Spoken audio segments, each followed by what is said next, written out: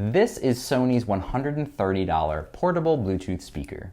And because they are pretty terrible at naming products, it's called the SRS-XE200. Because they're also not great at maintaining just simple, consistent product lines, this is actually just one of their two $130 speakers. They also have one called the Alt Field 1. Since this one is a bit more similar to my current favorite speaker, the UE Boom 4, this is the one that I chose to review. So let's just go ahead and jump into those details. Starting with the build and design, this Sony speaker is a bit awkward. It looks unique on a standalone basis, but once I got it in person, it was a lot bigger than I expected. And this strange sort of pentagon shape that they've gone with makes handling it genuinely difficult. The size is too big to comfortably and confidently pick it up with one hand every single time, and the materials make it slippery and way too easy to drop. This may not be an issue if you have large hands, but if you have small hands, you're weirdly gonna have to use two hands in order to move this portable speaker, or you're gonna need to make sure you grab the attached string just in case. From a material perspective, it's mostly covered in a rubber material that should help protect the speaker against bumps and bruises over time. It also doubles as prevention against slipping on most surfaces. It's not perfect, but it helps.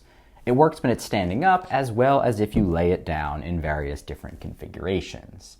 As I mentioned, this material, though, is slick to the touch. So even though it helps prevent slipping on the table, it actually makes it worse and makes it slippery in your hands, which is strange. This top panel also looks like the same rubber material, but it's actually hard plastic, which is a weird choice because it makes this one surface feel worse to the touch, creates a more scratch-prone surface on top. It also means that if you happen to put it upside down, that you will miss out on some of the absorption of the vibrations that rubber cushioning provides, and also it's not going to have prevention against slipping. It's overall just a weird choice in exchange for, I guess, saving a few pennies on production. The rest of the body is this soft mesh material that sits over a harder honeycomb material that sits kind of more internally. I'm personally not a fan of this material because it moves when you touch it, and that just makes it feel kind of fragile on what otherwise feels like a very durable speaker. Now, speaking of durability, this speaker is IP67 rated, meaning that it will hold up to water and dust even if you drop it in the pool for a moment.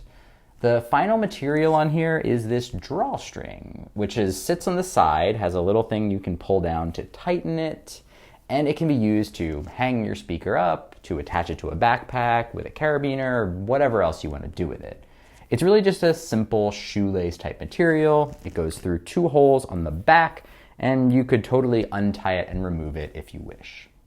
You can get this speaker in this light gray color, plus a black, a very bold orange, and an equally bold blue, which is really aqua or teal shade of blue. It's definitely not for everyone.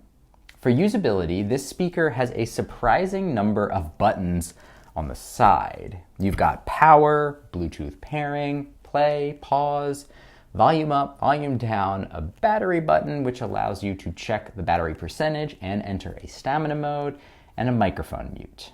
The microphone seems to be located right next to the play pause where there's three little holes. It works best if you have that side facing you and you're only about a foot away from it. Other than that, it doesn't really work well in other circumstances. So it's really more of a last resort and not something that you would typically want to be using regularly. The onboard battery charges via a USB-C port, which is found under a door on the back. It supports 16 hours of battery life, and I also already mentioned that there is a stamina mode. Now, enabling this is intended to help the speaker last longer. But in reality, it just takes away every bit of low end from the sound. If you're listening quietly, you're honestly better off just playing the music straight from your phone speaker than using this thing. The only benefit I can find is that it can still get fairly loud in stamina mode. However, the lack of low end just makes the listening experience pretty sad.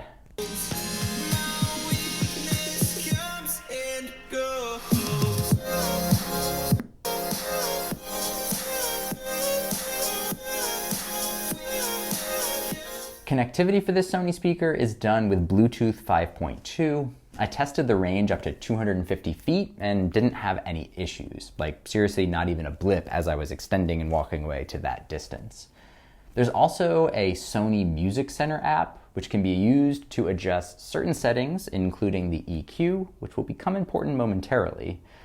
Finally, if you have more than one compatible Sony speaker, you can group them in the app using a feature called Party Connect, which can allow you to connect up to 100 speakers at a time, if you want to buy 100 of these. Now, let's talk about the most important aspect of any speaker. How does this thing sound? Now, out of the box, there's simply no other way to put it. This speaker sounded terrible. The highs and mids were definitely the worst part. They weren't clear, and they came through just completely muffled, almost like you were listening through a wall or some other type of obstruction. The low end was better, but not as strong as I would have expected from a package this large. Now, thankfully, there are some important things you can do to make this speaker sound a lot better than it does when you first unpackage it. First is speaker burn-in. Now, burn-in, even though it sounds like you're damaging your speaker, is basically like breaking in your speaker.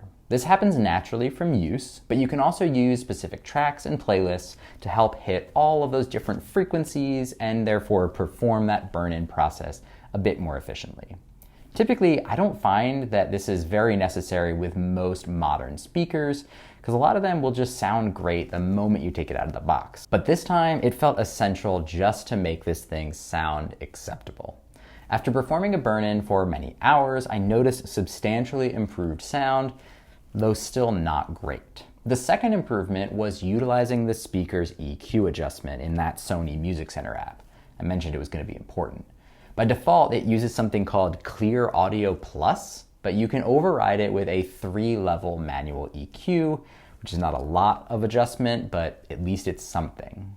After some experimentation, I found it best to bump the bass up to +5, leave the mids in place, and crank the treble all the way up to +10. This helped make the vocals more clear and gave the speaker the best sound overall, to my ear at least. You better call me up whenever you go. Can change a lot. I don't need the shots if you're so alive, but I need you now. Yeah, I need you. You better call me up. When you're gone, I can change a lot. I don't need the shots if you're so alive, but I need you now. Yeah, I need you now. After all the adjustments, I rate this speaker as serviceable. It's not bad, but it's certainly not great. The low end is decent, but the high end and vocals are still muffled even after the adjustments, and even at very low volumes. On the other end of it, the speaker gets pretty darn loud, but the experience is very distorted as soon as you get to a certain level of volume. Sony's advertisements explain this unique shape and design as intentional for providing a strong directional audio experience. They call this thing the line shape diffuser. And basically this line of mesh is used to focus the audio waves in a consistent pattern coming out and supposedly to improve the 180-degree listening experience in front of the speaker. It's definitely easy to hear if you spin the speaker around. Listening from the intended angle is both louder and higher quality than being behind the speaker. However, I can't help but think that setup has to be somewhat responsible in sacrificing those highs and the vocal quality in some way, shape, or form. Overall, I'd say that music listening is acceptable. And it's better if you like low end and don't care as much about crystal clear vocals. Using this speaker for podcasts or audiobooks, though, is not advised. The lack of vocal clarity makes a noticeable impact when listening to any sort of spoken audio. Garrett, Colin, Max, welcome to the show. Thanks for having us. Thank you. Appreciate it. So, good today. There's merch, there's live events, there's the YouTube channel. Garrett, Colin, Max, welcome to the show. Thanks for having us. Thank you. Appreciate it. So, good today. There's merch, there's live events, there's the YouTube channel. When I compare this speaker to my current favorite, the UE Boom 4, the Boom just sounds far superior. Even with its smaller size, you can see it is a good bit smaller. The boom sounds more robust, with significantly clearer vocals and a much more pure sound overall. Personally, I would stick with the boom, but if you want that strong directional audio that Sony's providing compared to the 360-degree sound of the boom, there can be an argument to be made. Sony is also $20 cheaper to start, and right now it is discounted far more aggressively than the just released Boom 4. Speaking of pricing, the $130 price tag on the Sony feels steep for what you get. Since I've regularly seen it discounted to $100 or even less, it starts to enter a discount tier where the sound quality becomes a bit more on par with some of their competitors. There's also an XE200 model that Sony offers, which has an MSRP of $200, but it can actually be found discounted as well, sometimes as low as $120. It has the same exact design flaws as this one, but it's even larger, and it does have more battery life, 24 hours compared to 16 hours, and I'm assuming slightly larger speakers inside the larger frame. It honestly seems like Sony may have made a bit of a mistake pricing these speakers out of the gate and sort of adjusted that after the fact. Because having your more premium offering, the 300 version, be discounted below the MSRP of your cheaper version says a lot about the true value of these speakers and probably also a bit about how well they've been selling. In conclusion, this thing is fine as a Bluetooth speaker, and with steep discounts, it could wind up being a good value, though personally, I wouldn't want to spend more than $85 or $90 tops.